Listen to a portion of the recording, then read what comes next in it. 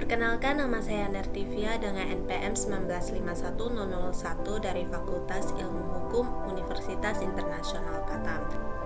Jadi untuk memenuhi ujian tengah semester Hukum Perancangan Kontrak, kali ini saya akan menjelaskan apa sih itu kontrak dan bagaimana struktur kontrak itu sendiri dan apa unsur isi dari perjanjian. Nah, untuk itu penjelasan pertama yaitu tentang kontrak. Nah, yang pertama adalah kontrak. Kontrak bisa kita lihat dalam pasal 1313 Kitab Undang-Undang Hukum Perdata yang menyebutkan bahwa suatu persetujuan adalah suatu perbuatan di mana satu orang atau lebih mengikatkan diri terhadap satu orang lain atau lebih. Nah, jadi dalam kontrak ini kita bisa lihat bahwasanya subjek yang mengikatkan diri atau berperan dalam kontrak tersebut tidak hanya dua orang atau lebih, tetapi satu orang yang menyatakan pernyataan juga bisa termasuk dalam kontrak. Nah, kontrak ini apa sih bedanya dengan perjanjian? Jadi perjanjian itu seperti yang kita ketahui bahwasanya perjanjian ada secara tertulis ataupun secara lisan. Nah, kontrak itu adalah perjanjian yang secara tertulis. Nah, kontrak itu pasti perjanjian. Nah, tetapi perjanjian itu belum tentu kontrak, karena perjanjian ada yang berupa tertulis dan pun ada yang berupa lisan. Jadi struktur kontrak yang pertama adalah judul. Nah, jadi judul ini adalah serangkaian kata yang menggambarkan isi dalam perjanjian tersebut. Nah, bisa kita lihat bahwasanya jika kita ingin membuat surat perjanjian sewa menyewa rumah, maka judul yang akan kita berikan yaitu surat perjanjian sewa menyewa rumah. Nah, yang kedua adalah pembukaan. Nah, pembukaan ini biasanya meliputi waktu, tempat, dan juga pukul berapa surat perjanjian itu dibuat. Nah, seperti contoh pada hari Jumat tanggal 18 Februari 2022, terus kita buatkan secara huruf bahwasanya tanggal 18 bulan Februari tahun 2022. Nah, pukul, misalnya kalau surat perjanjiannya itu dibuat di pagi hari, maka jamnya juga dicantumkan. Nah, di tempat di mana, di Kota Batam. Kemudian yang bertanda tangan di bawah ini. Nah, nanti ini akan diteruskan dengan yang namanya komparisi. Nah, jadi dalam komparisi bisa kita lihat sebagai contoh yang saya buat. Nah, saya ada buat dua kolom. Yang pertama itu sebagai pihak pertama, yaitu pemilik rumah tersebut, dan yang kedua adalah pihak kedua ataupun penyewa. Nah, jadi kita sebutkan dalam komparisi identitas para pihak. Nah, seperti nama, tempat tanggal lahir, pekerjaan, nomor KTP ataupun alamat domisili. Nah, kemudian ada pun struktur yang keempat adalah premis. Nah, jadi premis ini bisa kita lihat bahwasanya yang mana sih yang dikatakan premis. Biasanya premis itu meliputi uraian kalimat yang menerangkan tentang bahwa. Nah, seperti contoh yang saya buat, pihak pertama dan pihak kedua dengan ini disebut para pihak terlebih dahulu menerangkan hal-hal sebagai berikut. Nah, jadi uraian yang ada dalam poin 1 adalah bahwa pihak pertama adalah pemilik yang sah atas sebuah rumah yang berdiri di atas tanah. Hak atas tanah guna bangunan dengan sertifikat hak guna bangunan nomor berapa, kemudian atas nama siapa, beralamat di mana.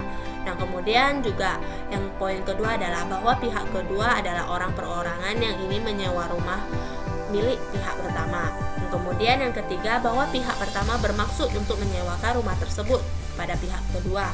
Dan yang keempat itu adalah bahwa pihak pertama dan pihak kedua dengan ini sepakat untuk mengikatkan diri dalam perjanjian sewa menyewa rumah. Selanjutnya disebut perjanjian dengan ketentuan dan syarat sebagaimana diatur dalam pasal di bawah ini. Nah, kemudian akan dilanjutkan dengan isi perjanjian. Jadi surat perjanjian sewa menyewa yang saya buat ada dalam pasal 1 sampai pasal 9 yang menerangkan isi-isi perjanjian. Nah, yang pasal 1 yaitu kesepakatan sewa menyewa. Nah, dalam pasal 1 ini bahwasanya disebutkan apakah para pihak sepakat atau tidak dalam mengikatkan diri pada sewa menyewa tersebut. Nah, jadi di pasal 1 dijelaskan bahwasanya para pihak atau pihak satu dan pihak kedua itu sepakat untuk melakukan sewa menyewa rumah. Nah, yang kedua adalah pasal 2, harga dan pembayaran. Nah, jadi dalam isi perjanjian sewa menyewa tidak lupa juga ada harga dan pembayaran. Nah, harga per bulan ataupun per tahun yang ditetapkan oleh para pihak atau disepakati para pihak ini berapa sih harganya, itu juga diuraikan dalam pasal 2. Nah, pembayaran, jenis pembayarannya bagaimana, apakah dengan sistem cicil ataupun bayar DP ataupun secara lunas. Nah, hal ini diatur dalam pasal 2. Kemudian pasal 3 jaminan, bahwasanya dalam jaminan di pasal 3 ini bahwa pihak pertama harus memberikan jaminan bahwasanya menegaskan pihak rumah tersebut itu adalah terbebas dari sengketa dan juga tidak dalam keadaan disewakan ataupun dijual kepada pihak lain. Nah, itu merupakan jaminan dari pihak pertama kepada pihak kedua. Kemudian yang pasal 4 ada meliputi hak dan kewajiban. Jadi disebutkan juga apa sih hak-hak dari pihak pertama dan juga hak dari pihak kedua ini. Nah, misalnya seperti contoh bahwasanya pihak kedua berhak untuk atas pemakaian aliran listrik, saluran nomor telepon, dan air yang telah terpasang sebelumnya pada bangunan rumah tersebut yang disewakan oleh pihak pertama.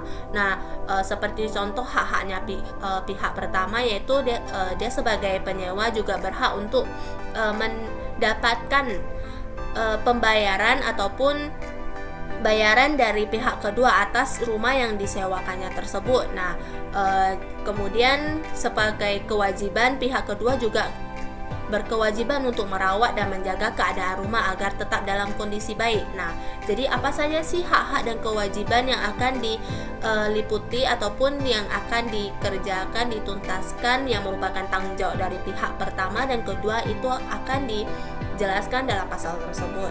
Nah, yang pasal 5 adalah larangan. Nah, dalam larangan ini akan disebutkan apa sih larangan-larangan yang tidak diperbolehkan selama sewa menyewa ataupun kedua belah pihak saling mengikatkan diri. Misalnya seperti dilarang untuk memindah atau mengalihkan hak sewa berdasarkan perjanjian baik sebagian maupun keseluruhan pada pihak lain. Nah, ini sebelumnya harus disepakati terlebih dahulu oleh pihak pertama maupun pihak kedua. Nah, kemudian ada pasal 6 kerusakan dan bencana alam. Nah, disebutkan dalam pasal ini misalnya bahwa kerusakan yang terjadi sebagai akibat pemakaian sepenuhnya merupakan tanggung jawab siapa, pihak pertama atau pihak kedua. Nah, apabila terjadi force majeure atau bencana alam yang tidak dikehendaki oleh para pihak, apakah merupakan ganti rugi ataupun dibebaskan kepada siapa sih tanggung jawab tersebut, kepada pihak pertama kah ataupun pihak kedua. Nah, hal ini juga harus dicantumkan dalam pasal 6 kerusakan dan bencana alam. Nah, kemudian ada juga pasal 7 masa berakhirnya perjanjian. Nah, disebutkan juga bahwasanya bagaimana sih dikatakan bahwa perjanjian ini memiliki masa akhir. Nah, misalnya pihak pertama maupun pihak kedua ini yang ingin mengakhiri perjanjian harus terlebih dahulu sebelum pengakhiran untuk diskusi bersama apakah perjanjian ini dilanjutkan atau tidak, ataupun setelah habis kontrak pihak kedua ini harus segera mengosongkan rumah tersebut dan diserahkan kepada pihak pertama dengan kondisi yang baik serta kewajiban pembayarannya juga terpenuhi. Nah, hal ini juga dicantumkan dalam pasal 7 masa berakhir perjanjian. Kemudian ada pasal 8 yaitu yang lain-lain, bahwasanya disebutkan bahwasanya hal lain-lain yang belum dicantumkan dalam perjanjian maka akan dimusyawarahkan secara bersama dengan itikat baik. Apabila terjadi hal yang belum dicantumkan dalam perjanjian maka kedua belah pihak dapat dimusyawarahkan secara baik, secara bersama-sama.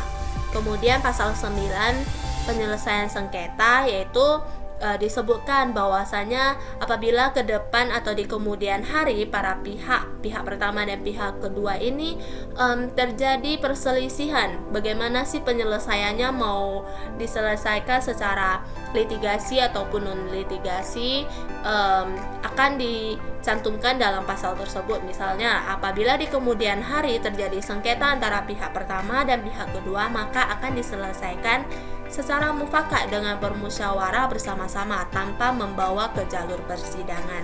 Nah, penjelasan yang saya jelaskan tadi merupakan struktur kontrak ataupun bentuk konkret dari isi perjanjian. Kemudian dilanjutkan dengan penutup, bahwasanya dalam penutup ini kita bisa membuat kalimat seperti demikianlah surat ini dibuat dalam 2 rangkap, yaitu untuk pihak pertama dan pihak kedua. Kemudian yang bermaterai cukup dan mempunyai kekuatan hukum tetap bagi para pihak yang mengikat, ditandatangani di mana, misalnya di Batam pada hari Jumat 18 Februari 2022. Nah, ini merupakan kalimat untuk menutup surat perjanjian sewa menyewa yang saya buat. Kemudian tidak lupa juga ada tanda tangan para pihak, pihak pertama siapa, pihak kedua siapa, kemudian nama ditandatangani. Nah, tidak lupa juga cantumkan dengan materai. Kemudian akan dilanjutkan dengan unsur dan bentuk konkret. Nah, seperti yang saya jelaskan tadi, bahwasanya ada unsur esensialia, di mana unsur esensialia ini adanya barang, harga sewa, dan jangka waktu. Nah, seperti contoh yang saya uraikan, bahwasanya harus adanya barang seperti rumah atas rumah sewa yang terletak di mana sih, misalnya di Jalan Jenderal Sudirman di Tanjung Batu Kota. Kemudian harus ada harga sewa, berapa sih harga sewanya, kemudian jangka waktu yang disewakan berapa. Nah, hal ini merupakan unsur yang sangat penting dan harus dicantumkan dalam perjanjian. Kemudian ada unsur naturalia, bahwasanya seperti pasal 1552 PW, pihak yang menyewakan harus menanggung penyewa terhadap semua cacat barang yang disewakan yang merintangi pemakaian barang itu, meskipun pihak yang menyewakan itu sendiri tidak mengetahuinya pada waktu dibuat perjanjian persetujuan sewa. Jika cacat itu telah mengakibatkan suatu kerugian bagi penyewa, maka pihak yang menyewakan wajib memberikan ganti rugi. Nah, apabila unsur tersebut tidak diatur dalam perjanjian, maka berdasarkan pasal 1552 BW, siapa sih yang harus bertanggung jawab? Nah, sesuai dengan undang-undang yang berlaku. Kemudian unsur aksiden, dan yang terakhir adalah unsur aksidentalia. Nah, seperti contoh, apabila di kemudian hari perjanjian sewa menyewa berakhir, maka si penyewa diwajibkan untuk menyerahkan semua kwitansi pembayaran yang pernah dilakukan oleh penyewa kepada yang menyewakan, misalnya seperti kwitansi air, listrik, telepon, dan sebagainya. Nah, untuk kalimat tersebut merupakan unsur aksidentalia, boleh dicantumkan dalam perjanjian ataupun tidak, itu adalah sesuai dengan kesepakatan para pihak. Nah, sekian penjelasan saya terkait struktur dan juga unsur-unsur perjanjian yang ada. Terlebih terkurang saya mohon maaf dan terima kasih.